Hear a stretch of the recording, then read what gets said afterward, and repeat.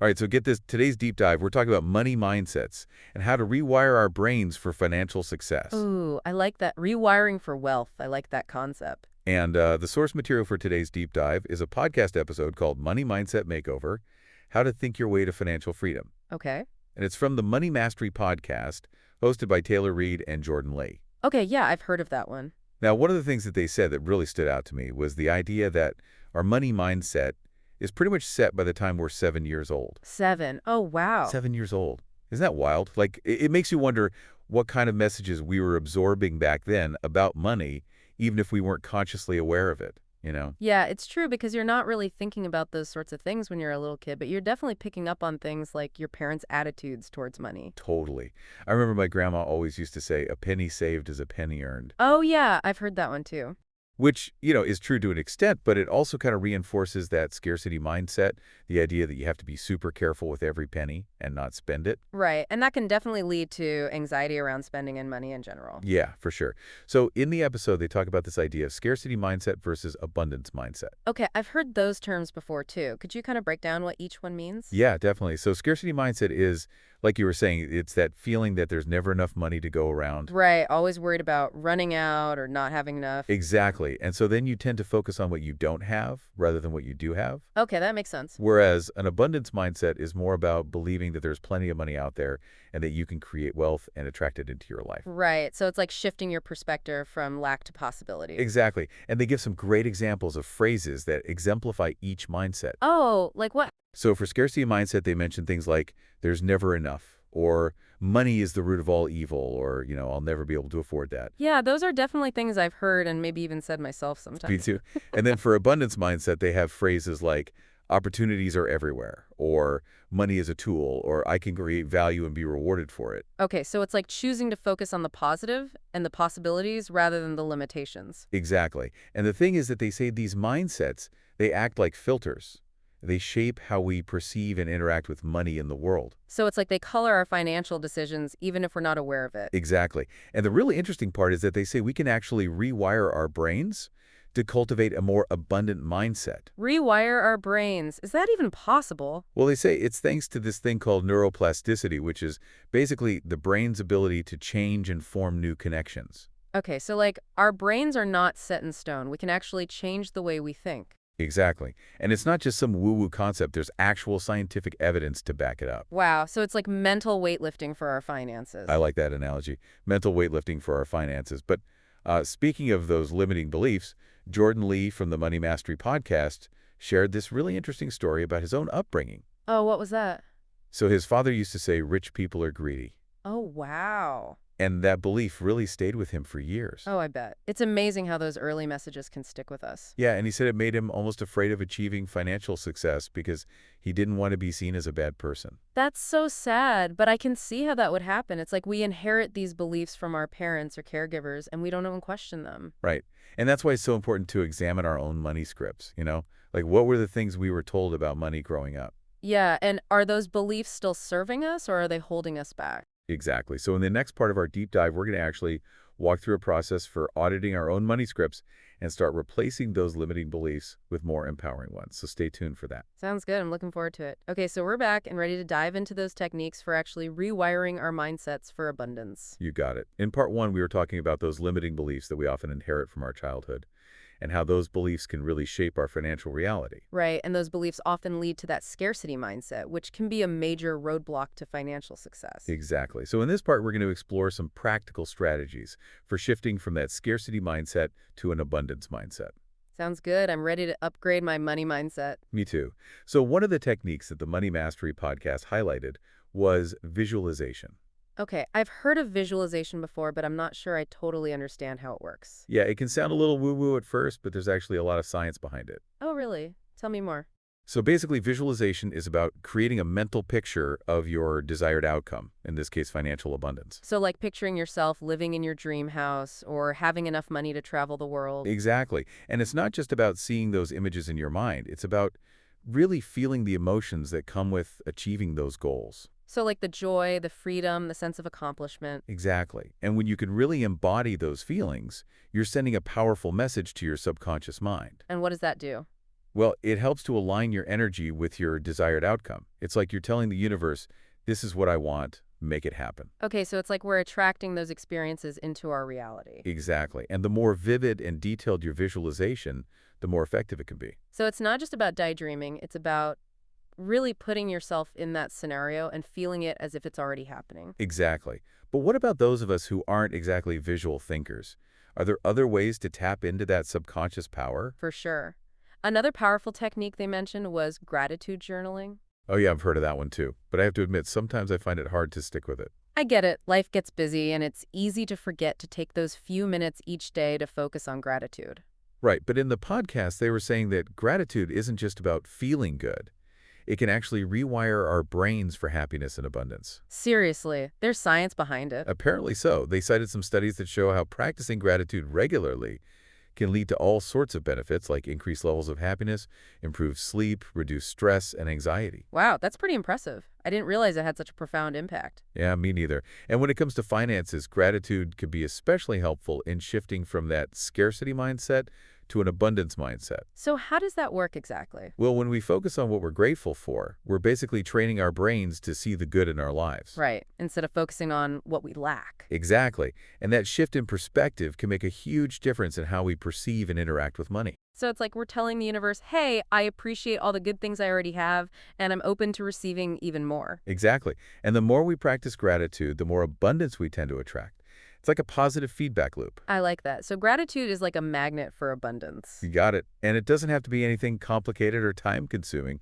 Just take a few minutes each day to write down a few things you're grateful for. It could be as simple as, I'm grateful for the roof over my head, or I'm grateful for my delicious cup of coffee this morning. Exactly. Or it could be something more financial like, I'm grateful for the opportunity to earn a living, or I'm grateful for the money I had saved. Okay, so start small and focus on the good stuff. Exactly. But, even when we're practicing gratitude and trying to cultivate a positive mindset, we can still sometimes get in our own way. Oh, yeah, I know what you mean, self-sabotage. It's the worst. It's like we have this inner voice that tells us we're not good enough or that we don't deserve success. Totally. And that voice can be so loud sometimes that it drowns out all the positive self-talk. It's like we're our own worst enemies. So how do we even know if we're self-sabotaging? Well, the first step is to start paying attention to your thoughts and behaviors. Are you constantly making excuses? Are you avoiding opportunities for growth? Like maybe you're afraid to ask for a raise or you procrastinate on starting that business you've always dreamed of. Exactly. Or maybe you tell yourself, I'll never be able to afford that, or I'm not smart enough to be successful. Those are classic self-sabotaging thoughts. And the thing is that they often stem from deeper beliefs about our own unworthiness. Right, like we don't believe we deserve good things or that we're capable of achieving our goals. Exactly. So in order to break free from those self-sabotaging patterns, we need to address those underlying beliefs. So how do we do that? One technique they talked about in the podcast is called cognitive reframing. Okay, what's that? So it's basically about consciously challenging those negative thoughts and replacing them with more positive and empowering beliefs. So, for example, instead of saying, I'll never be able to afford a house, you might say, I'm working towards saving for a down payment and I'm confident that I'll achieve my goal. Exactly. It's about shifting from a place of limitation to a place of possibility. I like that. So it's about choosing to focus on what we can do rather than what we can't do. Exactly. And the more we practice this, the more those positive thoughts become our default setting. It's like we're rewiring our brains for success one thought at a time. You got it. And sometimes it can be helpful to work with a therapist or counselor who can help you identify and address those deeper beliefs about unworthiness. Yeah, therapy can be a great tool for unpacking those old wounds and creating a more positive self-image. Absolutely. And speaking of support systems, the Money Mastery podcast also talked about the importance of surrounding ourselves with people who uplift and empower us. Oh yeah, they called it building a success squad. Exactly. It's about having people in your life who believe in you and your dreams, who support your goals and celebrate your wins. And it's also about distancing yourself from people who drain your energy or bring you down. You remember that saying they shared, you can't fly with eagles if you're squawking with chickens? Oh yeah, that's a good one. It's so true. The people we spend our time with have a huge impact on our mindset and our beliefs. And those beliefs ultimately shape our reality. So if we want to create a life of abundance, we need to surround ourselves with people who are already living that way. People who inspire us to step into our full potential. Exactly.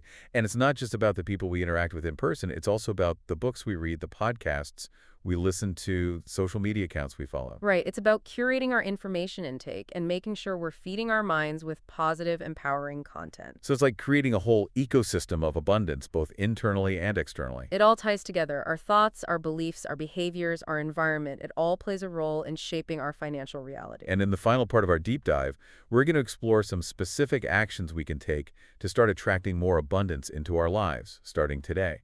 Awesome. I'm excited to hear what actionable steps we can take to put all this knowledge into practice. Okay, so we're back for the final part of our deep dive into rewiring for wealth.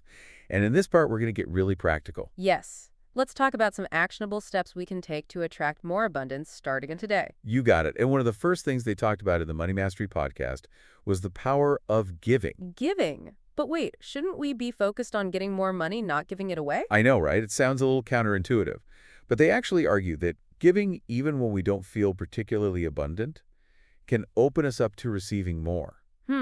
Okay, I'm curious.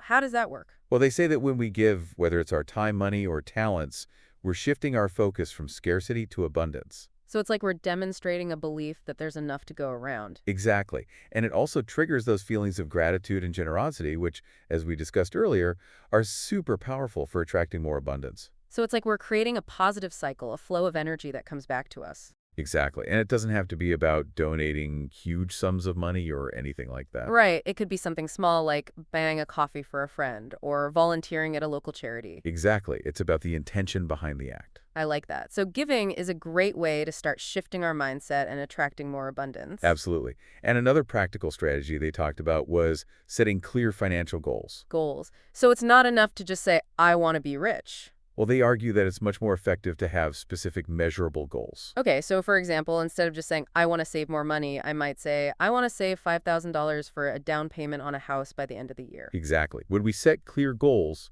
we give our subconscious minds something to focus on, something to work towards. And it also helps to keep us motivated and on track. Exactly. And they gave a great tip for staying focused on our goals. Oh, what was that? They said to write them down and put them somewhere visible, like on your fridge or your bathroom mirror. Ooh, I like that. That way we see them every day and we're constantly reminded of what we're working towards. Exactly. Out of sight, out of mind, right? Definitely. So setting clear financial goals is key. Okay, what else can we do? Well, another thing they emphasized was the importance of investing in ourselves. Investing in ourselves. What does that mean? It's about prioritizing our personal and professional growth, constantly expanding our knowledge, skills, and experiences. Oh, okay. So like taking courses, attending workshops, reading books, listening to podcasts like this one. Exactly. Or it could be something as simple as having conversations with people who inspire us. It's about being curious and always seeking out new ways to learn and grow. Exactly. And when we invest in ourselves, we become more valuable, not just in a financial sense, but as human beings. Right. We become more confident, more capable, and more magnetic to opportunities. Exactly. It's like we're sending a message to the universe. I'm serious about my growth.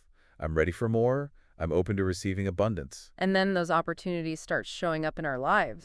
It's amazing how that works, right? It really is. But we have to be open to those possibilities and willing to put in the work. So true. So to wrap up this deep dive, I think the key takeaway is that cultivating an abundance mindset is a journey, not a destination. It's about making conscious choices each and every day to align our thoughts, beliefs, and actions with the financial reality we desire. And it's about being patient with ourselves along the way, celebrating the wins, learning from the setbacks, and never giving up on our dreams. Absolutely. It's about progress, not perfection, and it's about believing that we are worthy of abundance and that we have the power to create the financial lives we desire. Beautifully said. And remember, your bank account is just a reflection of your mindset. So polish that mirror, embrace abundance, and watch as your financial dreams become reality. Yes, and don't forget to keep giving, set clear goals, and invest in yourselves. Awesome advice. Thanks for joining us for this deep dive into rewiring for wealth. We hope you found it insightful and inspiring. Until next time, keep those abundance vibes flowing.